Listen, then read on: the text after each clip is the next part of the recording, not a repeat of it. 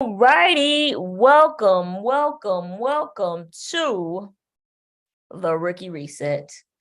I am Andrea Fitzgerald, and I'm going to be your host for today. Now, you may be wondering, what the heck is a Rookie Reset? Well, friends, it would be an evening just like this, except your girl would be stressed the hell out because I could not manage my classroom. Quite frankly, I can figure out this whole teaching thing.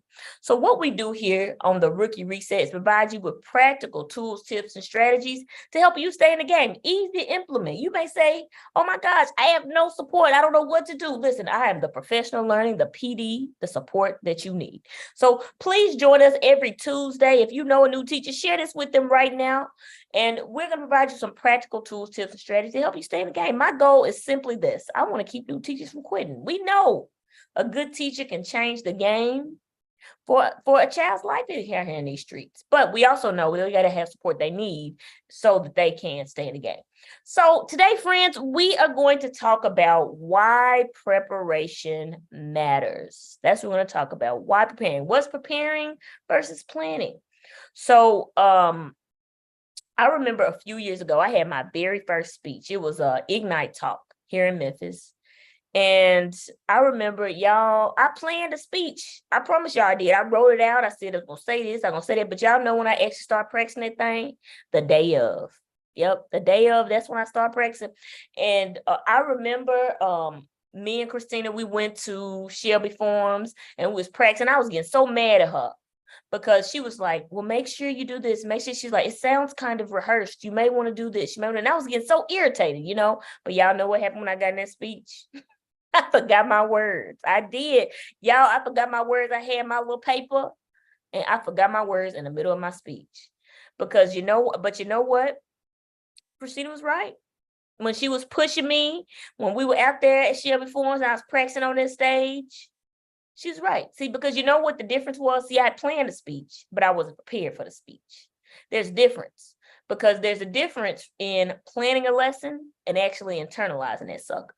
Because now when I give a speech, not only do I like plan it and I prepare, but I can move left and right inside of it because I know it so well. I know that it doesn't have to be the exact same words because I know the purpose. I know what am I trying to say here? What's that key idea? And because I know that I'm able to I can turn it upside down. I can flip it to the left. I know if I mess up, I know where I'm going next. Like I think one session I had a new teacher orientation, my slides had frozen. I had the wrong deck up there, but I knew the content so well it didn't matter. It ain't matter if I had the slides or not. I was like, I know what the key point. I know what I'm trying to say here. I know where I'm going. It didn't matter.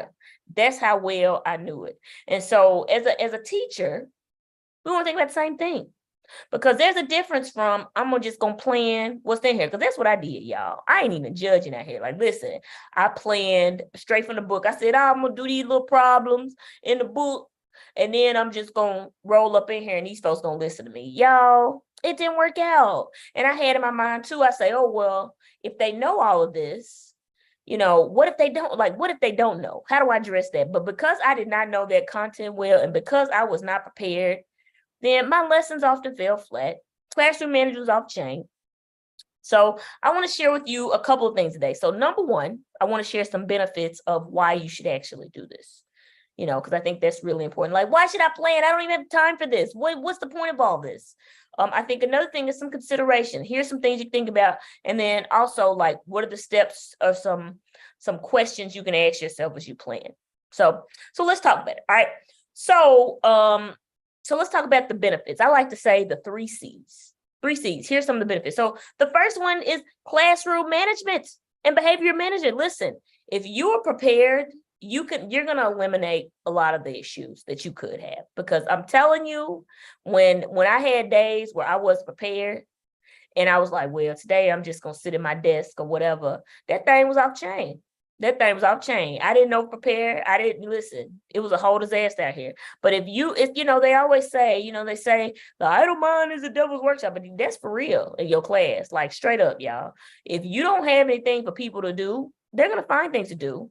And it's not going to be the things that you want to be talking about. It may not be your math problems. It may not be your complex text that you want to dig in, your science, whatever. Listen, prepare. Have a plan that's going to eliminate a lot of issues if you got something engaging for the people to do. All right. The second one is it builds confidence. So if you're prepared, you're going to feel way more confident walking into that lesson, right? Because if you don't feel confident, they're going to know it too, right? Like they're going to know that you are not prepared. And so you're not going to feel as confident walking in. Like I know, oh, I lost my train of thought. It'll come back to me. But here we go. I know what I was saying. So I know that like when I have something coming up that I maybe haven't done before, I like over prepare. I'm talking about like over, like if I have, like when we have these, we do these sessions in my 9 to 5, we do professional learning. And I mean, I'm like over prepared, but it helps me feel confident because I can say it left, right, back and forth because I know my content. I know, oh, this is the purpose of this slide. So even if I don't say this sentence, I'm cool with it because I nailed that key point. It helps you feel confident walking in there. But the other part is it helps you feel confident. It displays competence to your students. And so when we talk about how do we get respect, how do students begin to trust us? They know that you have taken the time to know your ish. You know your ish, you know it left and right, you know what's happening from the beginning of the lesson all the way to the end. It shows a level of competence and it builds trust with your team, with your team, but with your students. And so we know, as we often talk about, that trust is built through consistency. And they trust that they trust the choices and decisions that you're making because you're displaying. They like, I care so deeply about y'all that I'm gonna have something for us to do that is meaningful, purposeful, and going to help you grow as a learner. It shows a level of competence and it builds trust. And if you're showing competence, then they're gonna trust your lead on that. But if you are like unprepared, like I always say, I didn't know if I was coming or going. Some days I had a lesson, other days I didn't. That thing was off chain up in that thing. And so, you know what? It was a little chaotic because I didn't show a level of competence. I did not know my ish. I was not prepared. And so them folks gave me hell. I'm going to be real with y'all. Like they gave me hell because I was not prepared. And so a lot of times we say, oh, these kids, these kids are, yeah, but you have to ask yourself, hey, am I really walking in here prepared? For real? Like, am I really prepared? Like, did I just skim over the lesson? That's different. That's different from skimming over that thing into I know this so deeply that I can move left, right, back. I know this lesson back and forth. So even if the train crashes, I'm already ready for it because I know this content so well and I already know what's going to happen from point A to point B. All right. So preparation. Those are some of the benefits of that. Save yourself a couple of headaches and be prepared. That's it. Okay. So here's some considerations. Here's some things that you may want to keep in mind. Maybe they didn't tell you, but you just want to keep these in mind. So this is the thing, y'all. I ain't knocking nobody lesson plan. No lesson plan template. I ain't knocking that thing. But I personally, I didn't like to do my lessons like that. I think that the lesson template, sometimes we can get caught up in checking boxes. Oh, I'm just going to copy and paste this here. I'm just going to put this in, but really we're not thinking about what we're going to actually do when we walk in the door. So you want to think of your lesson plan template. It's just some considerations and questions to think about as you plan your lesson. That's how I often look at it. Because what I did was I annotated. I either annotated my lesson, like the paper I was going to use, or I had like a little notebook. And I had every single lesson. I said, example 1. This is the one. Okay, what's my CFU for that? What am I going to, like I had a whole notebook. It was like I used to get a 5-subject notebook and I would literally map out all of my lessons because I wanted to know, what am I going to do when I walk in here? Don't check the boxes. When you have a lesson plan, you want to have something that you can execute on tomorrow. Like that's what you want to think about when you are preparing your lessons, not checking the boxes. Now let me put in this little nice, pretty lesson plan template. No. What are you going to do when you walk up in that thing? So really think about, like, do you want to annotate? Do you want to have a notebook? But these are just some things to consider. You don't want to check boxes. You want to have something to execute on, something to think about. So, okay.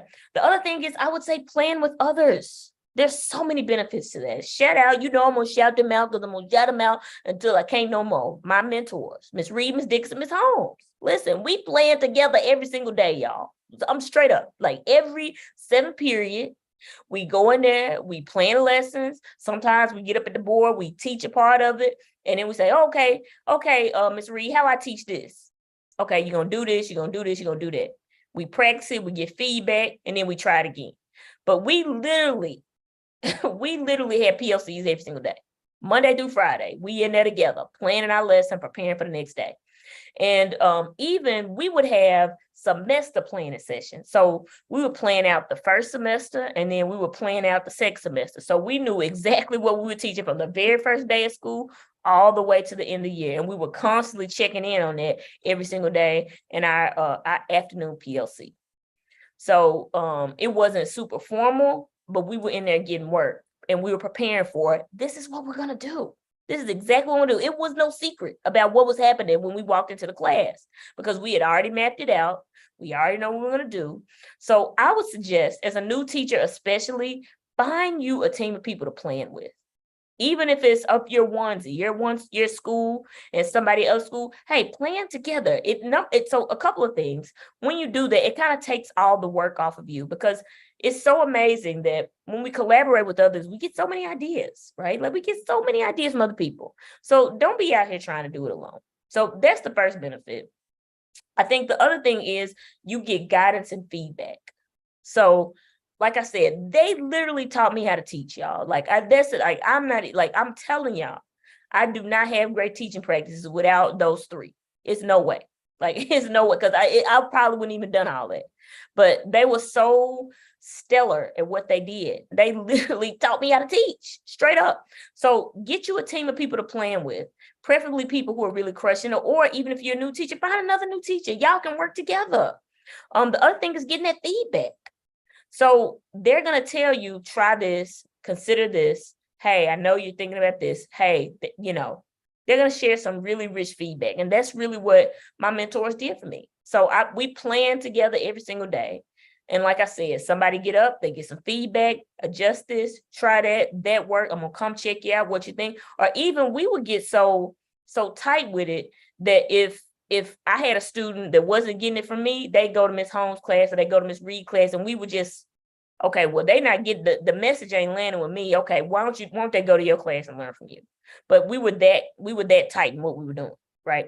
So yes, it's consideration. Work with a team of people. Do not try to do this alone. There are a lot of benefits to that. So as you think about just some of those considerations, make sure I touch on everything. Yes. How do I do this, Fitz? What should I be doing? So y'all know my planning, I use what I call the sandwich model, because I say great preparation for a lesson planning was what I call meal prep. Y'all remember I'm on that whole fitness analogy, because it's my belief that that teaching is analogous to fitness.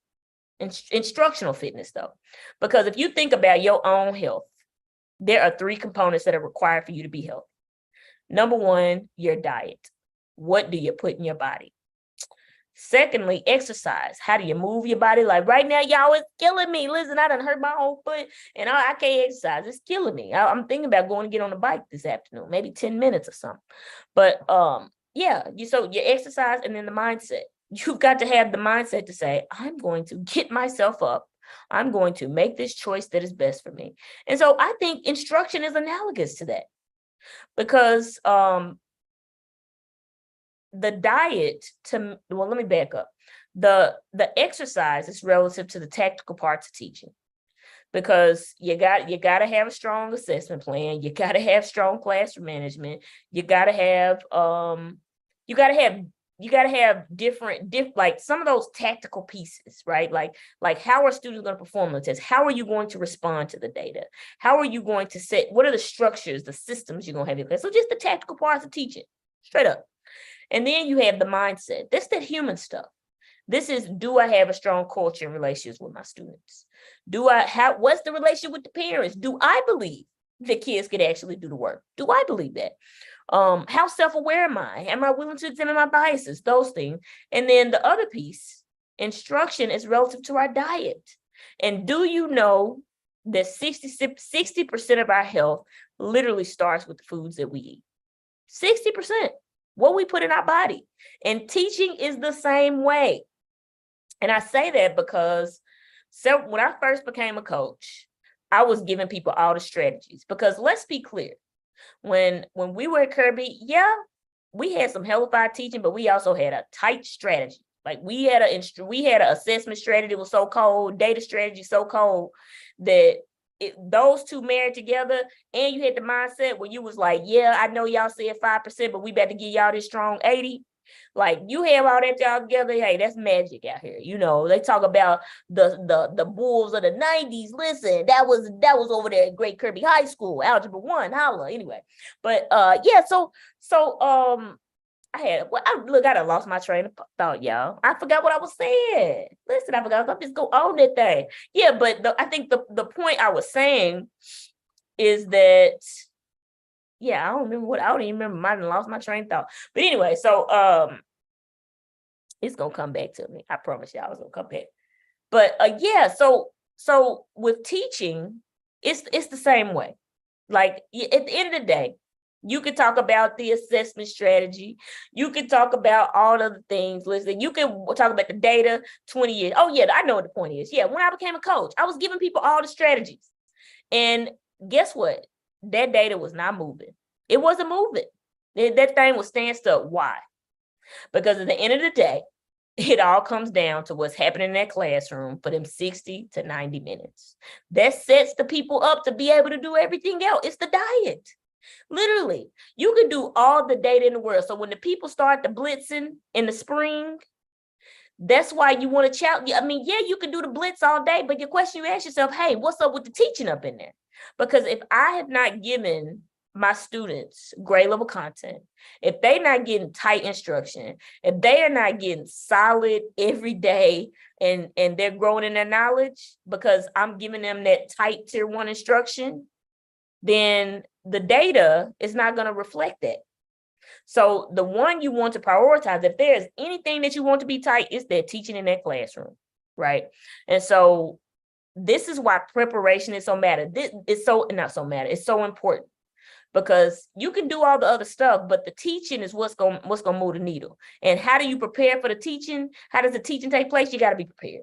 Like literally, like you got to be prepared to just straight up teach, y'all. Like that's it. I talk about relationships, I talk about culture and all this, but at the end of the day, you still got to be able to teach. It's like that above the line, below the line.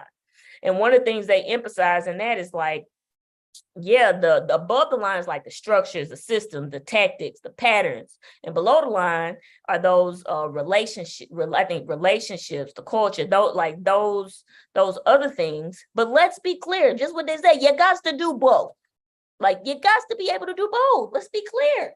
Got to be able to teach. So I want to share with you a couple of things to think about as you start preparing your lesson. Like, what should I do when I prepare my lesson? And I have a framework I utilize. I call it the sandwich model, because like I say, it's relative to our diet. So the first thing is you want to start with the end in mind. And I always recommend to every teacher to do the math, read the text just like you would a student. That's like so important, because that allows you to see, okay, I understand this part. I don't get this. My students may have challenges here, but you really want to do the math. Like I had a session several years ago doing triangles, not triangles, but slope. And I was like, oh, no big deal. We about to go in here. I'm about to do these little, I've been doing slope for however many years, 7, 8 years. How hard is it gonna be? I can even tutor the student to help, because I did not do the math. Do the math, read the text, whatever it is you need to do, review it, like really dig into the lesson. You don't want to skim it. You want to know it. That's the idea there. After you do the math and you start with the end in mind, okay, what is it I want them to accomplish?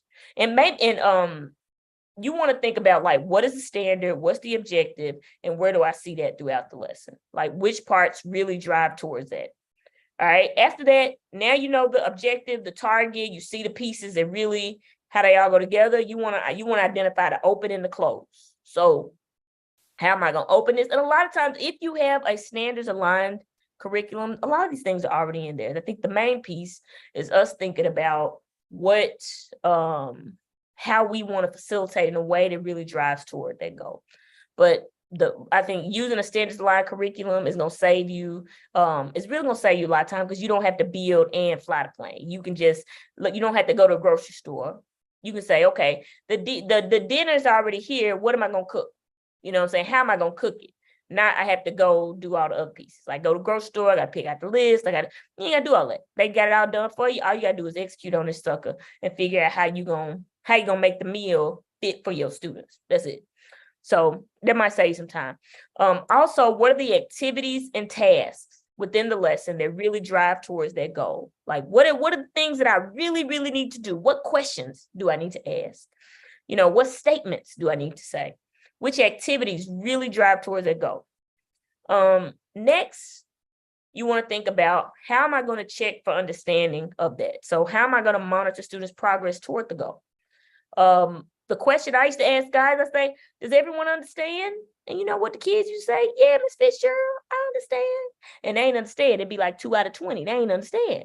So checks for understanding, you're going to be very intentional about those. And we're going to go through these over the next few weeks so that you can have a more in-depth look of like, what do these pieces look like?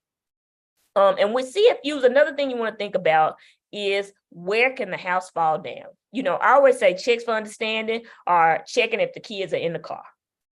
And you want to think about where could a crash happen? Oh my gosh, they may not understand this part. How am I going to address it?